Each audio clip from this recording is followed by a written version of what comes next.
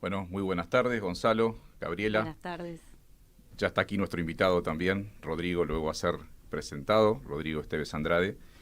Y hablando de elegir esos hitos, para este primer programa, lo que hemos elegido es un suceso que consideramos icónico de la campaña electoral de 1983.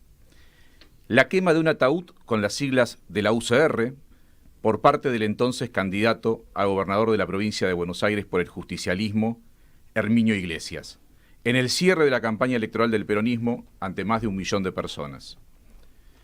Se discute cuánto impactó, encomillado, la travesura, en el resultado que encumbró a Raúl Alfonsín como el primer presidente de la democracia recuperada, que este año cumple 4 décadas.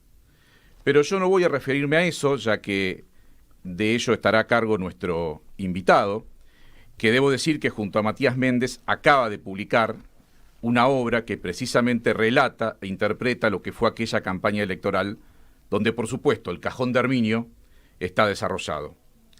Así que quédense en Sónica porque dentro de breves minutos tendremos un más que interesante diálogo. A mí me interesa hablar de otra posible consecuencia de aquel suceso. Como todo hecho histórico, aquella actitud violenta puede ser analizada desde muchos ángulos. Y el que a mí me interesa destacar es, con mucho respeto hacia el peronismo, el impacto que tuvo esa quema del cajón en el propio movimiento justicialista, pero también en los planes del gobierno que pronto se instalaría en la Casa Rosada.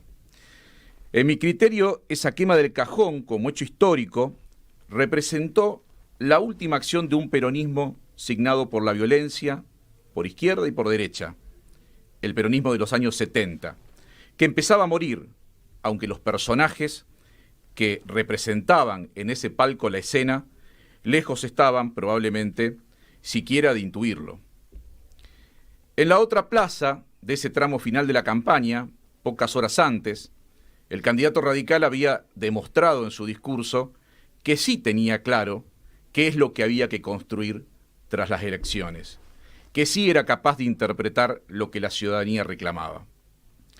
Si el hecho del cajón se convirtió con el tiempo en una explicación simplificada de la derrota del peronismo en esa elección, ya nos lo contará Rodrigo. Lo que no tengo dudas es que semejante ocurrencia, en el marco de una sociedad harta de violencia, que buscaba salir de dos tragedias, el terrorismo de Estado, aun cuando todavía lo que se sabía era poco, y la guerra de Malvinas, produjo, con la consecuente derrota electoral, un aceleramiento del proceso de renovación dirigencial y discursiva, sumamente trascendente, en el partido que había hegemonizado la política argentina los últimos 40 años, hablamos del peronismo. Y esto era de tremenda importancia para los planes del flamante presidente, que se proponía fundar una democracia pluralista, con instituciones funcionando y partidos compitiendo y dialogando. Raúl Alfonsín no solo quiso que las bases de esa democracia fueran la verdad y la justicia, con la CONADEP y el juicio de las juntas, sino que además estuvo siempre persuadido de la necesidad de fundar la Argentina de la convivencia, dejando atrás muchos antagonismos, pero sobre todo uno, el peronismo y el antiperonismo. El cajón de Herminio fue el último hecho de un peronismo violento que daría paso a la renovación peronista, encarnada en nuevas figuras como José Luis Manzano, Antonio Cafiero, Carlos Menem, entre otros, que expulsarían de las noticias, de los titulares de los diarios, a otros, como el propio Herminio o como Lorenzo Miguel, y demás jerarcas de aquel peronismo que no había sabido entender lo que la sociedad argentina estaba demandando. Esa renovación sería respetuosa, pero firmemente alentada por el presidente Alfonsín, que recogería los frutos cuando durante la crisis de Semana Santa, en 1987, ese peronismo renovador estaría firme junto al presidente ante la democracia amenazada. Lamentablemente, ese proyecto no logró afianzarse, pese a hitos importantísimos como fueron el traspaso del poder en 1989 o la reforma de la Constitución de 1994. Nuevos antagonismos, probablemente atizados por una decadencia económica que hasta aquí la democracia no pudo resolver, junto a profundos condicionantes de cultura política, diezmaron ese espíritu dialoguista, consensuador, con los partidos políticos como instrumentos centrales de la convivencia democrática a la que aspiró el gobierno alfonsinista. Con el impresionante liderazgo de Alfonsín y la asistencia del Consejo para la Consolidación de la Democracia, con, entre otros, el enorme Carlos Nino. Los últimos 20 años se fue construyendo una nueva y profunda grieta en la Argentina, donde el peronismo y el anteperonismo dieron paso al kirchnerismo y al antikirchnerismo, o al macrismo y al antimacrismo.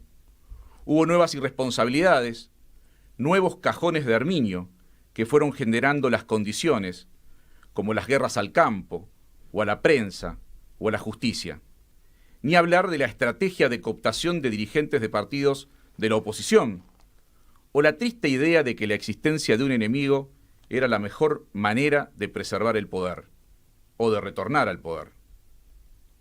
Este año celebramos 40 años de democracia en el marco de una elección presidencial dramática. El cajón de Herminio sigue ardiendo y es preciso apagarlo. Para lograrlo debemos retomar el programa de democracia plural de 1983. No necesitamos gobiernos de unidad nacional. Necesitamos estar unidos como nación, respetando nuestras instituciones, naturalizando la alternancia en el gobierno, jerarquizando el Congreso y los acuerdos en torno a políticas de Estado, desterrando las nuevas formas de violencia política, reformando la justicia no para garantizar impunidades, sino para que recupere la confianza ciudadana, consolidando los partidos políticos como instrumento de diálogo y de acuerdo. En fin, todo aquello que mientras Herminio pendía fuego al cajón, Raúl Alfonsín recitaba en su rezo laico cuando cerraba sus discursos con el preámbulo de la Constitución Nacional.